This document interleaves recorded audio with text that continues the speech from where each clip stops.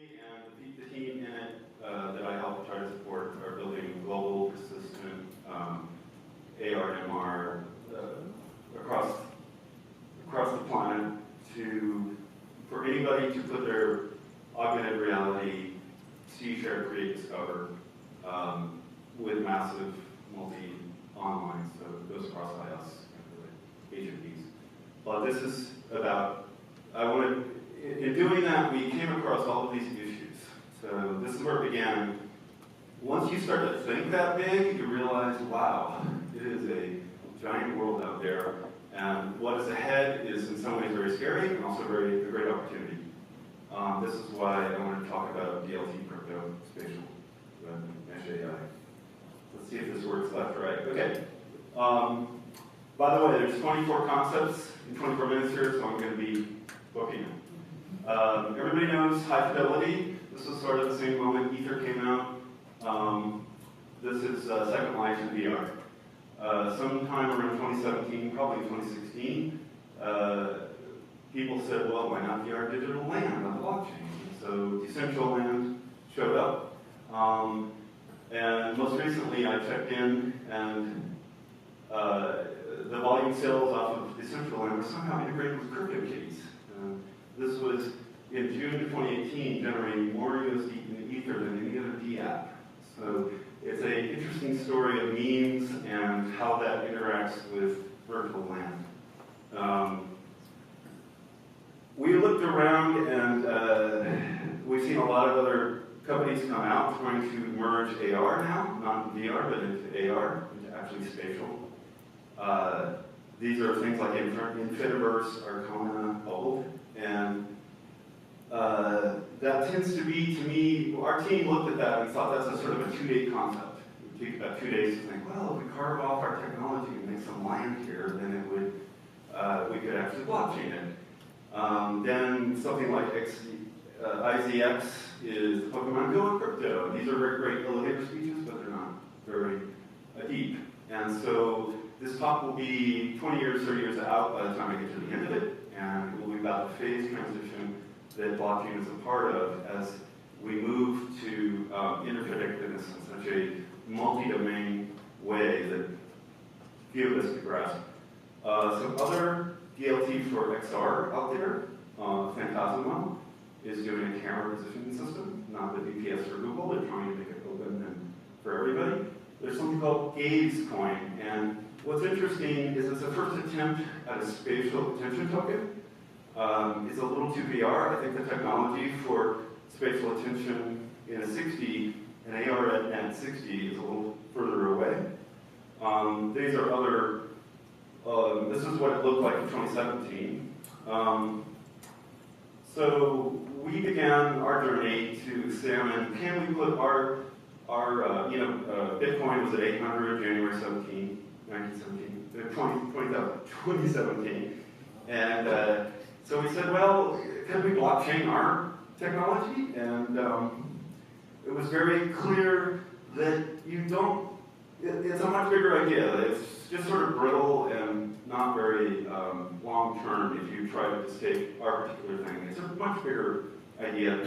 So we started down the road of trying to write a AR cloud ICO. It eventually became a GSDX, which is a global spatial data exchange, and here's the concept.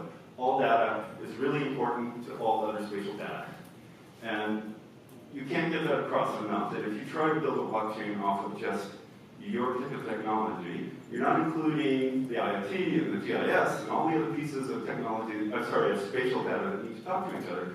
So for us, coming from wanting to build an AR cloud that everyone can use in a decentralized way with data privacy, we said, we just thought, it really just needs to be a giant global data exchange. And that's way too big for us, so we backed off of ICOing. So advice I would give to most ICOs, because I think there are too many of them, and generally are not long-term well thought through. You need fast and cheap DLT event costs. That's a big deal. These are some of the players in that. I think Augmate is doing a good job. Rate blocks and holochain are very good.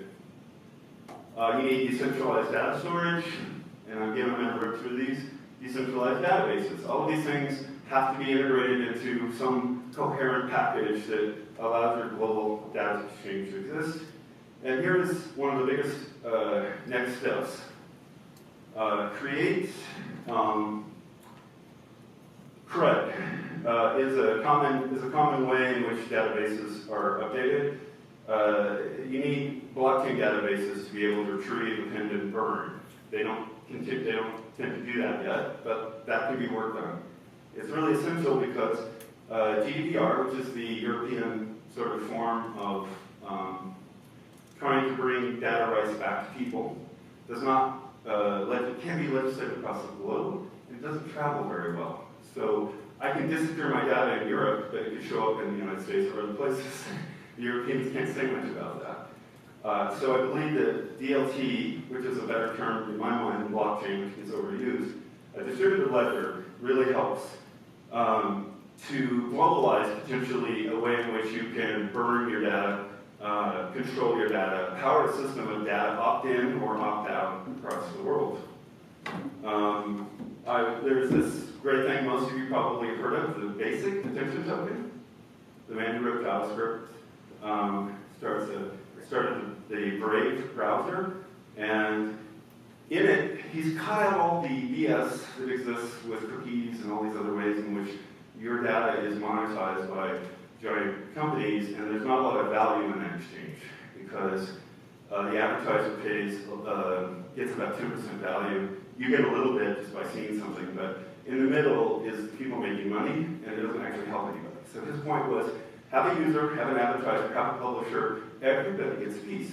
Then it's a transparent transaction. So if I'm giving you my attention and I'm online, I get a few pennies for that. That's at least fair instead of it all going to some middleman. Eventually, we're going to need a spatial attention token. I don't know when that'll happen over time. You need in 60, and I'll get to that term, something that allows my viewing, my foveated three-dimensional space plus my three-dimensional activity in that space to have a return to me as well as to the advertiser or the publisher, etc. And this brings me to the idea of an Inter-Op Spatial Web, which again is a very broad concept. These are a couple of blockchain companies that are attempting to do proof of location. They use some really interesting technology. It's Bluetooth in your pocket plus radio beacons. And if you have 3 radio beacons 5 miles apart in an urban space, you can actually understand where the location of your phone is really accurately. And so their idea is to farm that. You're a farmer if you look up these beacons and you can tell where people are. So Phone is leading that. XYO in San Diego is another company doing a similar thing. But I believe that they're not doing vertical space, and they're not addressing a lot of other things, which is what I would call a spatial DNS, which is spatial web URL points that trigger multi-domain events that join us into a large 60 economy. And I'll get to 60 again in a second. Again, all spatial data is relevant to all other data, and you don't want it to be just specifically about AR or IoT or GIS or all of the domains. They all have to speak to each other. The big thing about spatial DNS, which is ultimately any point in space has an address in a three-dimensional way all over the planet, is that it allows a visual index. And if you have a visual index, all the different AR companies with all the different computers can actually correspond. We don't actually have to all agree that my technology or your technology is the one we want to use. We would just quickly put up a JPEG of really sparse data sets, agree that that's the initial position, and then let our CVs, our individual CVs, operate. So many CV methods can come from that, and that unifies what's really a fractured space right now. How do you get all these URL addresses? This is an old school way of early GIS and orthographic spatial web. And voxels and octree are another common way you could address it. You would want to be very sparse in the Mojave Desert and then very accurate down to fine-grained pieces, like wherever you wish you could / / to find your definition. And so you don't use any more computational power than you need. Here's the best way I could describe 60, and I think a better word for it sometimes, or an analogous word for it, is ego motion. Ego motion is something every creature does on the planet. We all do it. the dogs do it, the ants do it, the humans do it. And biologically, we have our own bio-IMUs. And in 6 degrees of freedom space, we do this with phones now and HMDs. That's why they call it 6D. Is ultimately it's the 3 dimensions of space, and it's the position, pose, and translation of your device through space. So the spatial web is accurate point assignments in 6 degrees of planet space plus time. Getting to Ryan's point about space-time right there. And this would be a way of describing, like, here I am, this is my data trail, but in addition to this, which is typical sort of breadcrumb trails, you would actually also have your foveated view understood. Your actual, what are you looking at? What's the moment you see it? What can happen in these DNS event areas? That's a box of potential, like a tensor matrix of some kind. And in that, here's some examples. It's a long list. AR, MR objects, AI, ML, robotics, smart objects, IoT, smart contracts, etc. That's where the blockchain helps. Eventually, this is a planet-scale compute space. It'll interconnect most 6D ego-motion spatial behaviors and, of course, all the object behaviors. This is probably 10 or 20 years away, but at some point you'll be able to define humans in activity pretty dramatically. In the meantime, this is a simpler way to look at it. When I think of what the DLT and blockchain does, it does most things really badly, it does a few things really well. It's important to actually define what it does really well. I can go over the list of those financial events it's good at. There's a long list, but I think the ideal killer use case is the DLT for this spatial DNS, because we all have to share it. And if it's common, then it's not owned by a government, it's not owned by a corporation, it becomes a free speech area that we can all participate in. I don't know if there's any better existing way to deliver that.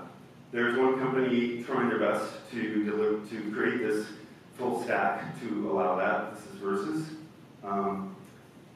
Yes, it's quantum proof. I don't know how long that will be useful. I'll get to that in the end of the talk, but it is a planet-scale DNS with what they would call a SURL, which is a spatial URL.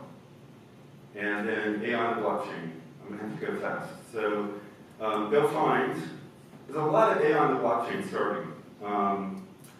Spatial compute is special enough that it can compete against conventional AWS and generalized cloud compute, potentially. All of these companies are working in AI on the blockchain. They're all doing it probably in slightly different ways. One of the most interesting companies is Computes. They just got bought by Metrically. It's described as Skynet, only nicer. Maybe people know. It is trying to make spatial nuggets that are shared as a mesh network. I don't know how to, I can't explain it very well because they're not very clear about that. But there are many more methods that are about to invade our spatial privacy. Beyond perception, I think it's important that you look, the science that's seen around corners is pretty incredible right now. Using audio, light refraction, shadow refraction, micro vibrations, and quantum effects, you can actually understand all kinds of things that you have no right to see or perceive. Ion sensors, this is literally true, and it will only get better. You can basically understand what's going on behind this wall if I'm here sensing it, because the ionization of the electricity differences are understood to create a three-dimensional view from obstacles you would not otherwise see. This is examples of spatial intelligence extracted from a mess of really almost nothing. Here you have the shadow penumbra, and here is the extraction of that, because its signals and noise is so fine-tuned that you can see it. Here you have people moving around the corner, and you can see it. In addition to this, there's sound seeing. There is wave soup, I call ripples, where the interruption of your Wi-Fi and the radar and the 5G and these other signal disturbances can give patterns of where you are. There's skin hearing, which I just think is amazing. The idea that your skin can actually become an audio input. This is probably really important. Zettabytes, and most of these zettabytes are increasingly spatialized. Here we are now. That curve is going, and it will reach the top of the ceiling by the time it hits that bar. How will we deal with all that? It's a lot of data, and data is good. That's what this company Neuralink does, a lot of data. Data is bad, because it can be a weapon, and this will only be a 100x problem very soon, compared to where we are at now. And this kind of power makes for great experiences, which is why we all love data and how it can help us. It can also make, negative behavioral farming. So I would suggest, if we're going to manage the spatial commons, we would do all we could with spatial intelligence to be transparent and public with any public event, and protect it as much as we can, private. By that I mean, if you're a journalist or a politician, everything you do should actually be recorded on the blockchain and or on the DLT. And there's all kinds of ways that evidence of your activity can actually be helped to the accuracy that you can't disguise what you're doing. But you also need your data, if it's private data, to be completely owned by you, if that's possible, or at least transparent in the transaction. That's my biggest theme. If it's okay to sell your data, or it's okay to even give it away, but currently it's so deceptive as to how they're taking your data that is not a positive thing. So here are a lot of companies doing something about it. In addition to Versus, there's Solid. This is, I think, Tim Berners-Lee, am I right? I don't know. Mm-hmm. Yeah, he's making your own private data APIs. So as opposed to being a company with APIs, why not people with their own data APIs? You just sort of dish them out wherever you want them to be applied. There's a company called Keybase doing a public directory of publicly auditable public keys. And there's a lot more interesting things about that. There was the Intel SGX chip, and there's a lot of comedy about that because it was a sort of security hack on Meltdown and Spectre that didn't make it so secure. But I think in the long term, you have to give them credit and understand eventually there will be chips that actually store memory and computations in ways that you can't write in. That's at least we would hope, and that would be a helpful part for privacy. There is Futarchy. I don't know if I'm saying that well. Futarchy is a blockchain method of governance. Elected officials define measures of national well-being, and prediction markets are used to determine which policies have the most positive effect. I think that's a really good thing. Can you grab me some water? Do you mind? That's right. Yeah, that's fine. I think that we need to thank you. Really support a completely new political initiative, which I would call simply reality. The French went with liberty, equality, fraternity back in the late 1700s. It's time to actually put reality first. That is, if that can be a goal in a political sense, we have a lot more of a world that could have some better outcomes.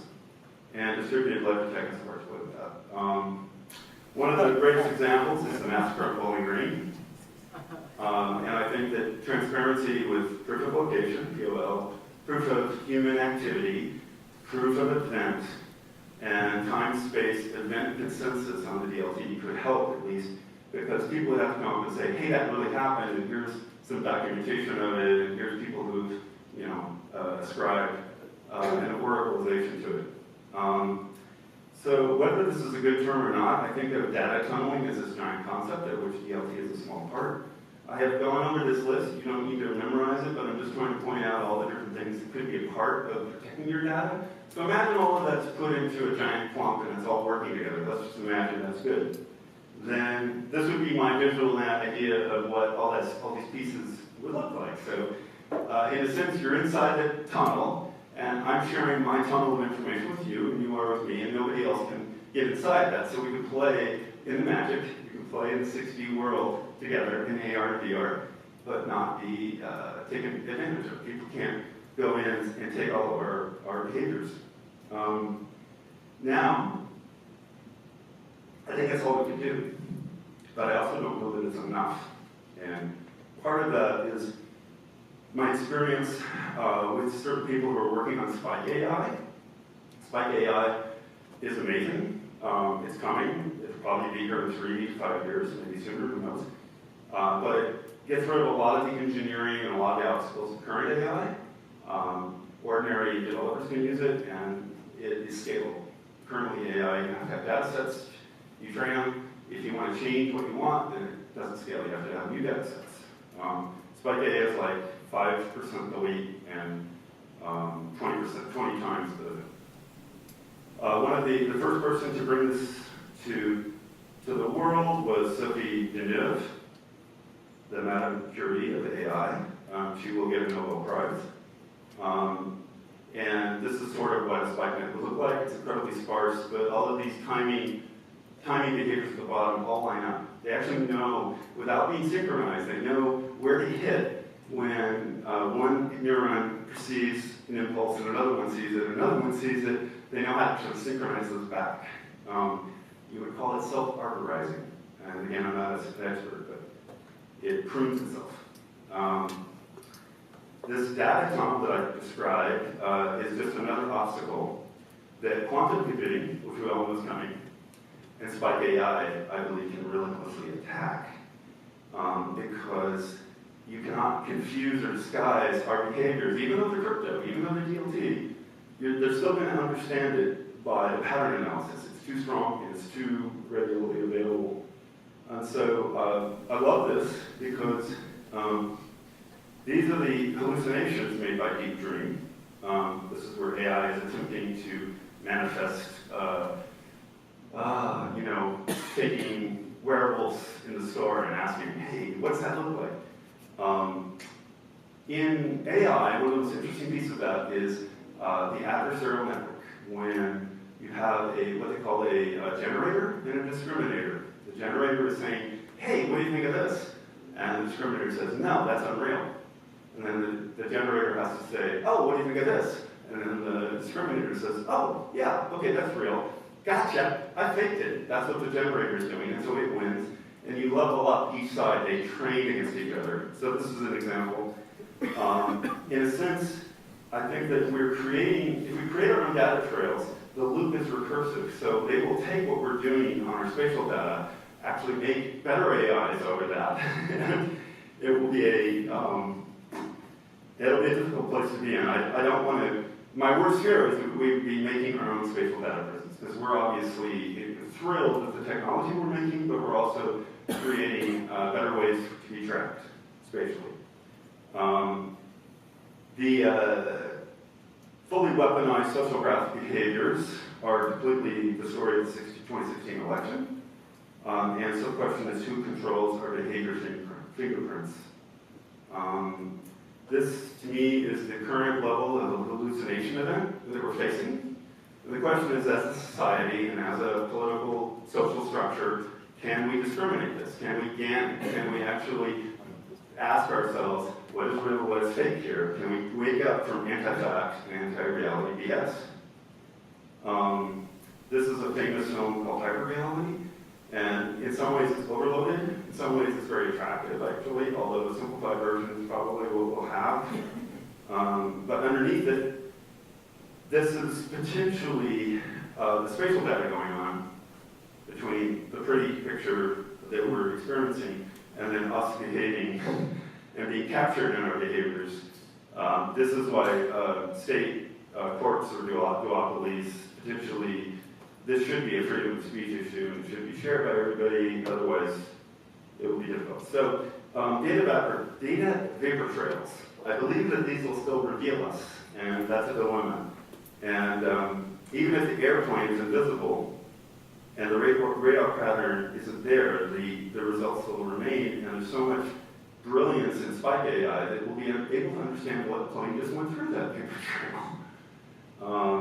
And so I would suggest there will be a moment where the white hats in AI try to make counter-flak, if you will, countermeasures, where they put off like airplanes with heat-seeking missiles. They put up this mess of stuff so our data tunnels can actually still function. And this may delay the event by which they will spend too much energy. That's what you're trying to do, make them spend too much energy to find out what's going on. Anti-AI shielding. So, like the man running on the ball, you're doing all you can to stay ahead, because it will be an adversarial event between what you can protect and what will get found out. And eventually, this won't work. So my question is, what or who may save us? Tony Stark will. My last two sections are empathy machines and the other one. So empathy machines are important because that's actually dimensional VR, cinematic immersion, and AR/MR actually make us walk a mile in everyone's shoes. So I believe that the more people experience things as if another person is there, we make political and social choices that are actually more empathetic. And that's a huge deal because we're going to be deciding the future of ourselves. And if I can get inside of your mind and you can get inside of mine and I can see all of these other things, I don't act in such a closed-off, biased way. That's potentially one thing that will help us. The brain internet, I didn't point out. Brain-computer interface. You put the cap on, and I can say go left, go right, and you can understand that. They've already done this between India and somewhere in Stanford. So people can do brain to brain without any touching. And this will, in my thought, this is a phase transition because it will basically say I cannot tell a lie. And when we as humans, mostly we're all good people and we tell little white lies occasionally. But if you can actually see inside my head, and I can see inside yours, an entirely new conversation begins. The brain internet will expand and become more jacked in. I think of that as a neuromancer and jumping along. Then there's Neurolace and Neuralink. Neurolace is actually injecting threads inside underneath your cranium. So you can just turn it on and be, in a sense, cyber-linked to the other. And then, of course, Neuralink, I believe, is more to your cortex and your limbic and actually inside your head. I think that, again, lies won't work and jokes won't work. And it will be very interesting, the kind of humor that will come about when we're mentally exposed every moment at that level. I know you and you know me. And again, this could be seen as negative. A lot of people see this as sort of dystopian. And it's terrifying because it's not us. It's not, well, we know who we are and we don't know what this is. So you get this sort of negative hive mind, zombie board fear. But I believe that the neural control itself will help you visualize or self-engineer what we're to become. And I believe that when you have that kind of power, you kind of stop being childish. It's actually not really part of your programming. In a sense, engineering and programming is taking over society and the world more so than ever, and that may not be a bad thing. I know that it's not perfect. I know it can be kind of clinical, but it also leads to what I would call the phase transition. Maybe in 20 years, who knows? But the big oh wow moment is coming where you can think things into existence. Again, I wouldn't have believed this 10 years ago. Having worked in the field heavily for the last 5 years, I kind of think, oh my God, it is so close. And that will be like waking up for the first time. And a phase transition in physics means ice goes to water, goes to vapor. A society transition means it goes from the cortex to the AI and to the hive mind. And I don't know, I was terrified at the idea of a hive mind, and I don't know that I am. I think that if you can push past the sort of human von Neumann bottleneck, which is sort of a CPU illusion as to how computers are constructed, that potentially there will be an enormous amount of empathy, and so the decisions will actually be not terrible, potentially. I'm telling myself a story here, I realize that, but it's not impossible, it is plausible, and it's, yeah. I think that classic thinking is what I would call pre-ballistic. In a sense, nobody is going to say, I'm going to do some bullshit on you, because you're going to know that's bullshit. And there's a ballistic thought to a lot of things we do. That's classic. But when I can see, oh, this is where he's headed. Oh, that's where he's going. Oh, that's what he's going to do. We'll all know that. And that entire sort of thinking, childish thinking, will go away. Also, the Nash game theories, beautiful minds, will be shredded. I believe that hive engineering potentially will bend toward collectively rational outcomes, which would be nice. And I would put, Chimerica may actually evolve. My hope for China is that they become, as technology opens them up, technology can actually change their way to think and it can open them up more. It can could do that for us as well, and there could be, in a sense, a more global unity about that, and I would give a shout out to India and Europe on this photo, but Europe has a particular problem because they're in GDPR. Think of how that affects their AI, because in a sense, you can't just take everybody's data anymore, so Europe has a particular AI problem, potentially. And anyway, I want to leave that as a generational choice. People net, or Skynet in the back, in the worst sense of the word, a neural net-based consciousness group of superintelligence. Perhaps that will be a good outcome for everybody. And I'm less afraid of it than I was, but I also know that I can't change it. I'm just speaking as if perhaps this will happen. It may be inevitable. It may be a good thing. I don't know that super smart minds would do bad things. It's hard for me to know. All right, here's the call to action. There is a group, the AR Cloud Organization. We at YouAR had started an AR Cloud Foundation, but we joined with others who were also thinking the same thing. Data collected for AR should be able to benefit as much as possible, as many people as possible, while always protecting individuals' rights to privacy. So do what you can to help them. Interoperable spatial tech. 6D data is larger than us, it's larger than Portland. There's some talks I gave last month, they're listed here. There's a link to the paper. I would also say help Mozilla, because their mission statement is privacy. Help solid and interrupt, help versus if